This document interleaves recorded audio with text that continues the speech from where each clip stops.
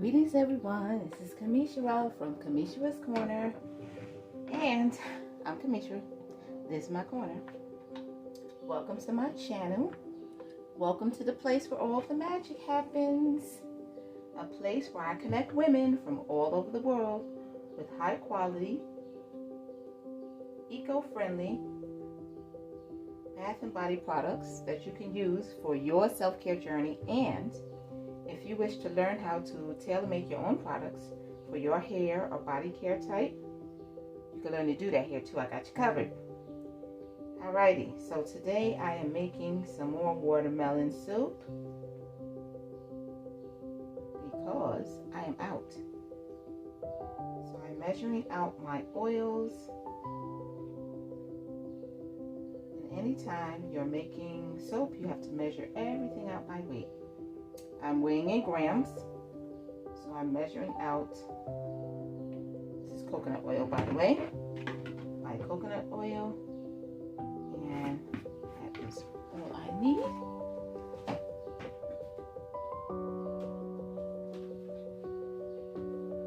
Uh-oh.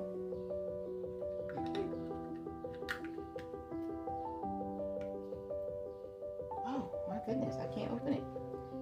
Oh, okay, there we go.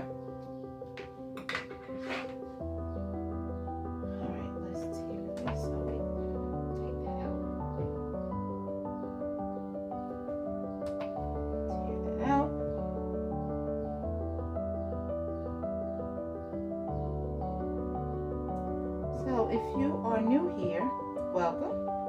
Please consider subscribing. Put your comment down below. Don't forget to like the page. If you are not new here, if you are a returning watcher, thank you. Again, don't forget to like.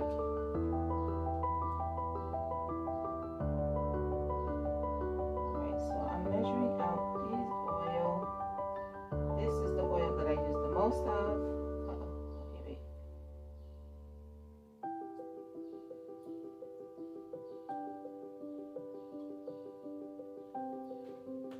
Now, when I teach class, I do tell you not to use a blend, because when you use a blend, you then have to calculate oil blends. That is, you kind of have to calculate for the amount of oil for each oil that you have and all that other stuff. And yes, when I make my soap, I use a blend, but it's okay because I have calculated that out. But it's best when you're first learning to not do that, because you have to account for the different soap weights from each oil. So that is a blend that I use, and it's okay because I've calculated it, and I've been using this soap for a minute now. So I definitely have calculated everything properly. Not a problem. Okay, so we have to add our shea butter. Oh, wait a minute. Shea butter. Okay, well, we're gonna have to use the shea butter here.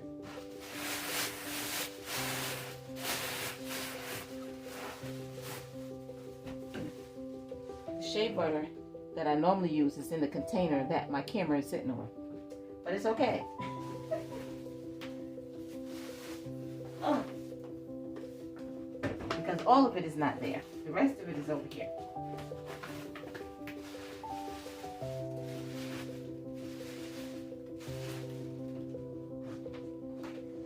I have not suited up for safety just yet, but I'm not dealing with the lie just yet. So I don't have my glasses on. I don't have my gloves on.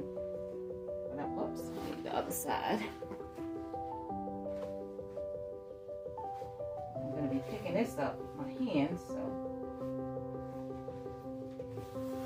get my gloves.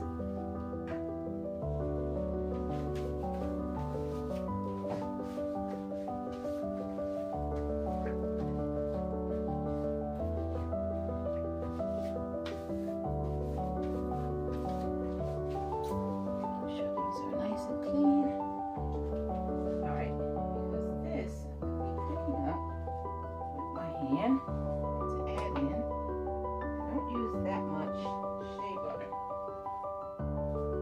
but I use a good amount, enough regular for it to do what I want my soap to do, and to have the level of moisturizing that I want my soap to have. Shea butter, of course, is a good addition to any soap.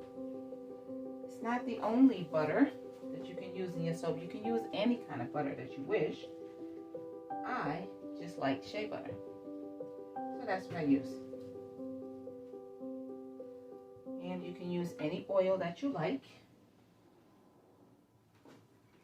Common oils are coconut. Coconut, of course, makes a nice hard bar. It also makes a good cleansing bar. Palm oil helps to make a nice hard bar. I don't use palm in any of my soaps. So all of my soaps are actually palm free. No palm. There was all of this talk about non-sustainable palm and how they're creating an ecological imbalance from all of the use of palm.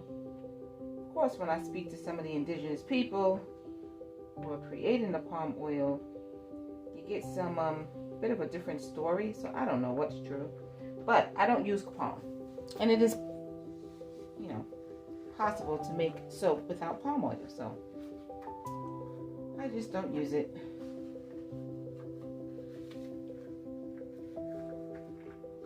All right, so I have all of the oils that I need. And now I'm going to be dealing with the lye. So now you're going to see me suiting up for safety. All right. Let's put this in the garbage. Clear my table. I got my colorants ready. I need another container because this is going to be 2 colors. So it's going to be a nice pink and another pink. Darker pink and a lighter pink. And this is amaranth. I don't know amaranth to be pink, so I don't know why they named it amaranth. And this one is Flirt from Mad Micas. And this one is from Nurture Soap Amaranth. Anyway, 2 skin safe soap colors. 2 different shades of pink. Now I'm putting on my other glove. I'm going to be getting my glasses because I'm just about to now work with the lye. Now, if you're making soap for the first time, I always suggest that you take a class first. Why? Because why not? Once you feel comfortable, you understand all the safety precautions that should be taken, like always having some vinegar handy. So always have a vinegar next to me when I'm making soap. Knowing to wear glasses to protect your eyes. Making sure you're working with the proper materials. We do not use certain materials when you're making soap.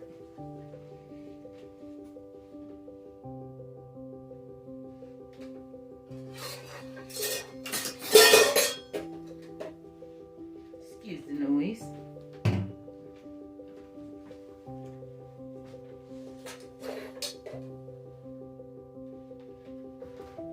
You want to make sure that you are using the right amount of lye and the right type of lye for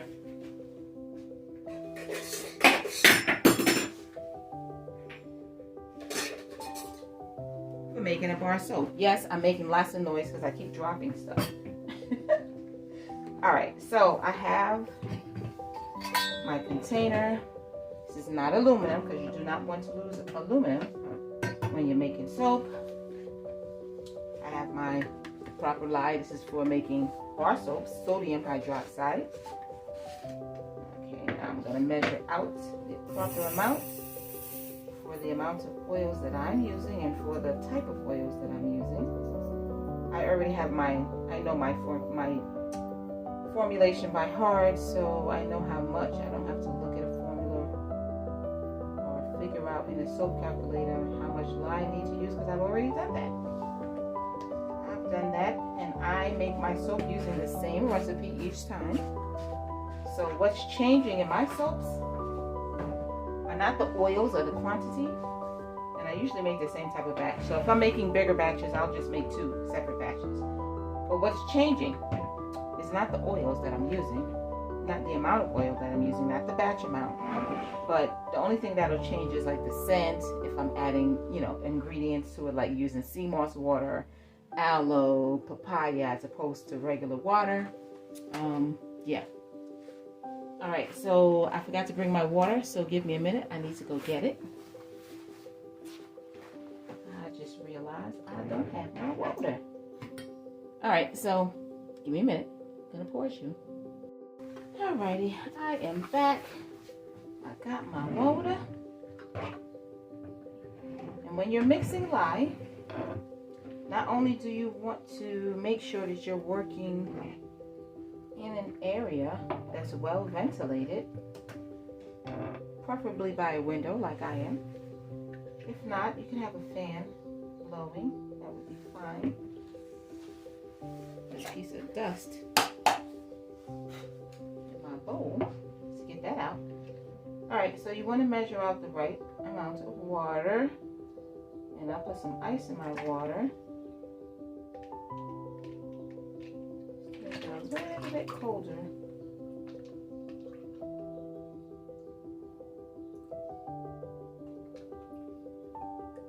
Okay.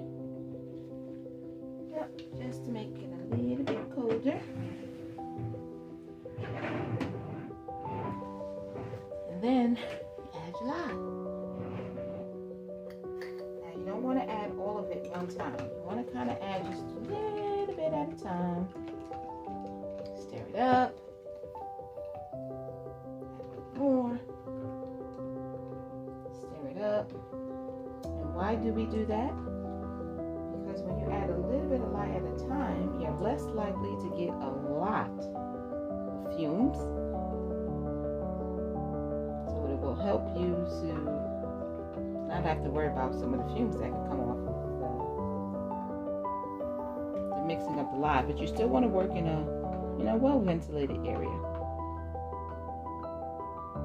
And I say work in an area where if you do smell some fumes, you can kind of step back, walk away. Don't work in an area that's, too cramped with too much stuff around you. You get a whiff of fumes and you can't, get out of the way of the fumes. So, kind of want to make sure that you're in an area, that has enough space for you to kind of back up if you need to. So you just add a little at a time. Keep mixing, let it melt, add some more. Keep mixing, let it melt. You don't want to get this lye on you. So that could be, an issue. Okay, so I'm going to pause you while I finish mixing the rest of this lye. And then I'll be back. Okay, so I have mixed up all of my lye. And your lye is ready to be used when you see it nice and clear. Nice and clear. All of the granules are melted. While I was off camera, I took the liberty of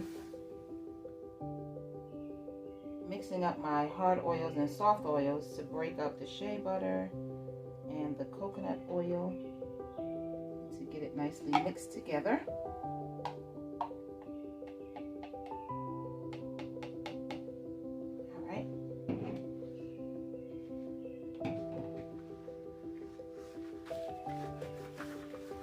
Now we're going to mix together. I'm going to mix just a little bit, and then what I'm going to do is separate it into 2 different containers because I'm going to have a swirl. So I have my other container here.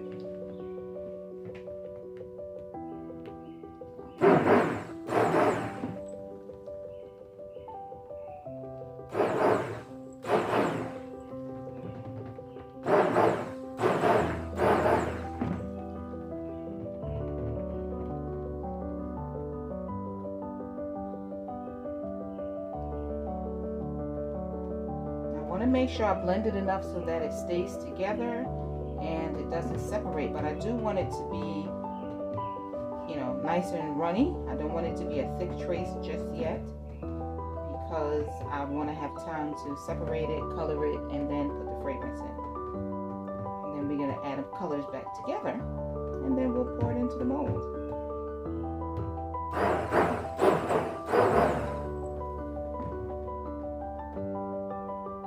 I'm going to do most of my mixing not with the blender, and just kind of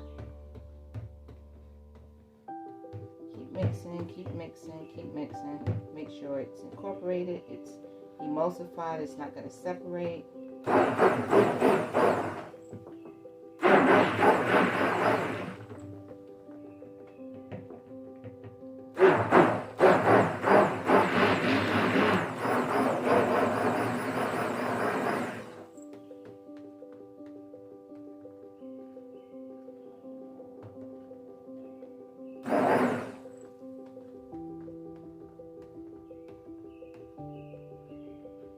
A little bit of foam that was on top is dissipating. Okay. So it's going to be blended a little bit more. Definitely. But right now, what I'm going to do is just separate it into two bowls so I can have two different colors. One for my darker pink and one for my lighter pink.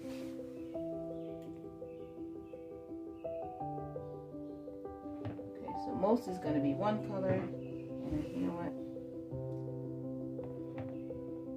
and the rest is going to be a lighter. I think I'm going to do a lighter color. Last time I did a dark pink, and then I added the lighter pink in, and I think I want it to be more lighter pink with the dark pink as the accent color. Probably shouldn't have done that.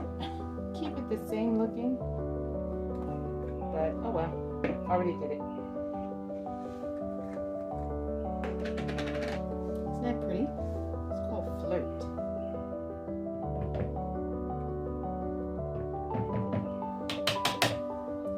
All right, I'm gonna get another. These, it's just gonna fall from behind the camera. Move that. There we go.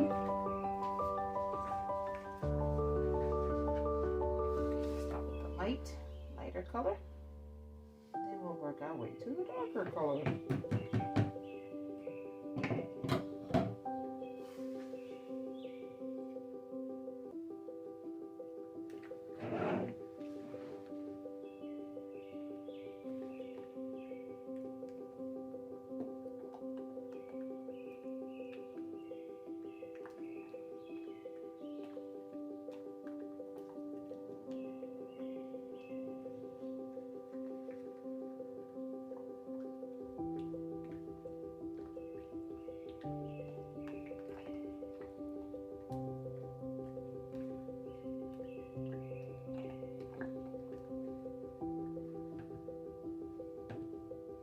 The sound of the birds while I'm making the soap is very relaxing. I don't know if you guys can hear the birds chirping in the backyard.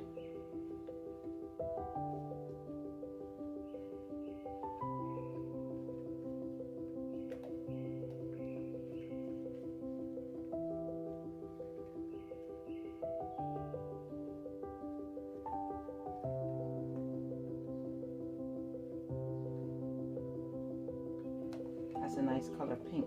I like it.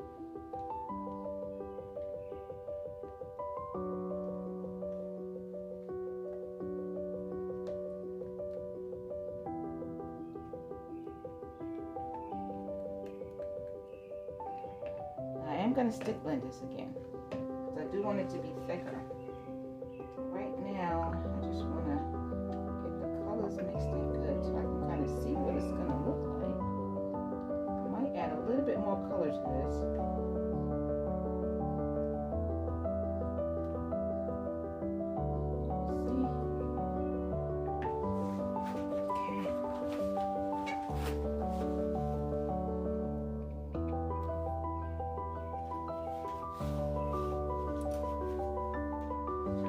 little bit more.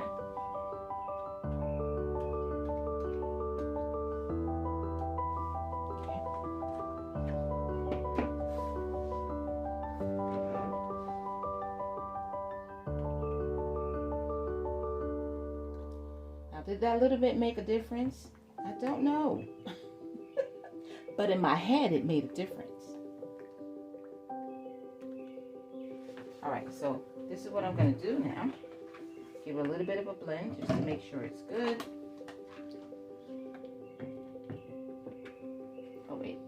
Let's add our fragrance. Actually, I probably should have added that after. Oh, well.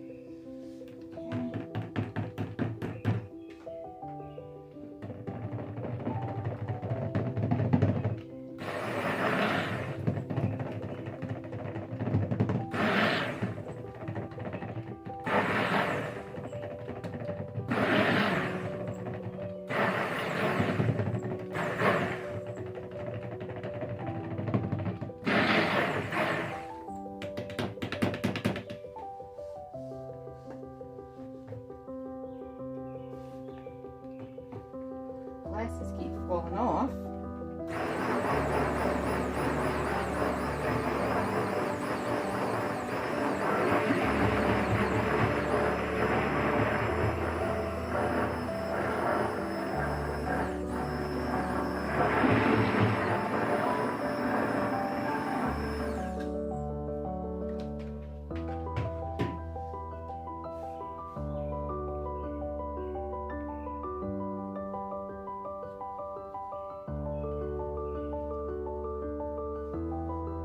There's a wonderful breeze coming in my window right now. I'm loving it. Oh, starting to get warm again.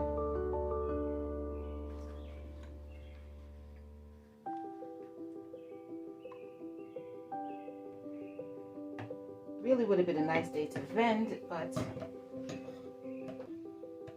actually had to make some stuff.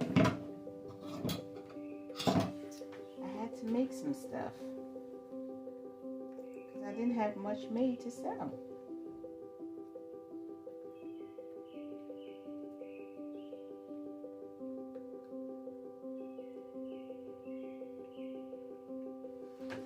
Alright, so we're going to do a drop swirl, which means I'm going to drop this color into that color, give it a little bit of a mix, not much, just a little bit.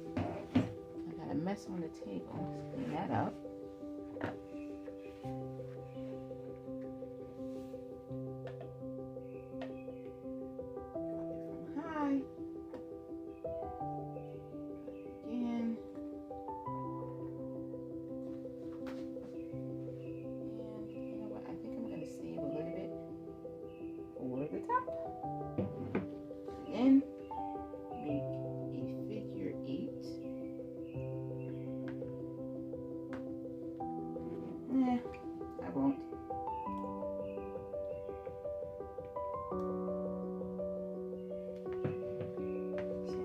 Goes into the mold, it'll continue to swirl itself together, and that's how I will get my nice little swirl.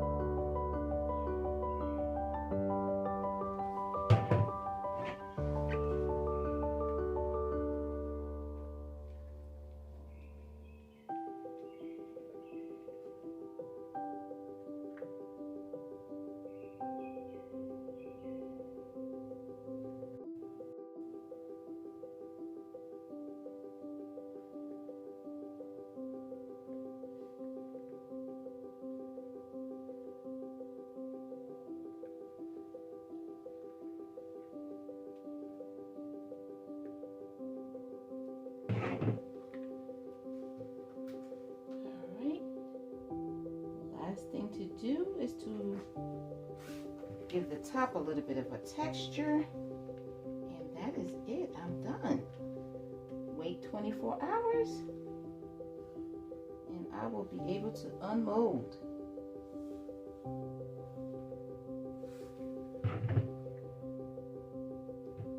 Alright, so we're gonna get, let me find a spoon.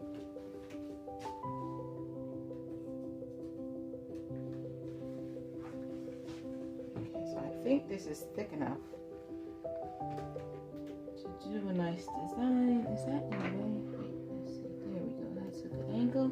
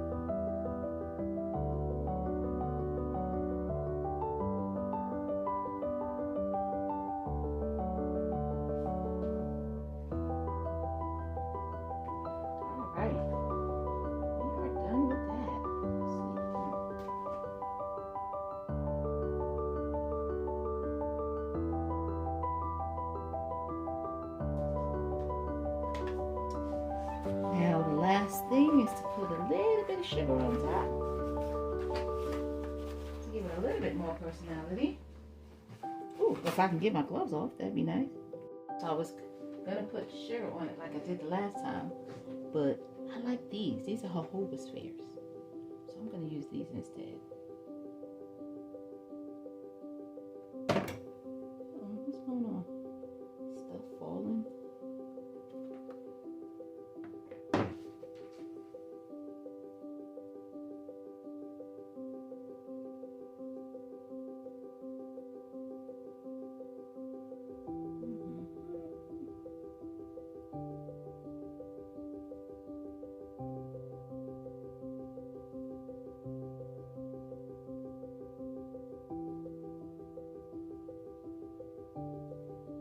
Every time I make the soap, I change up the look a little bit.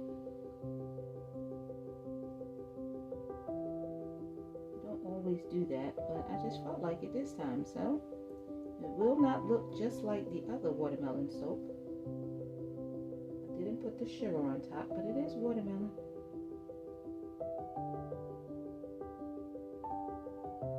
And instead of the sugar, we have some jojoba spheres. Nicely drape in the top. And there you go. Okay. Don't go anywhere.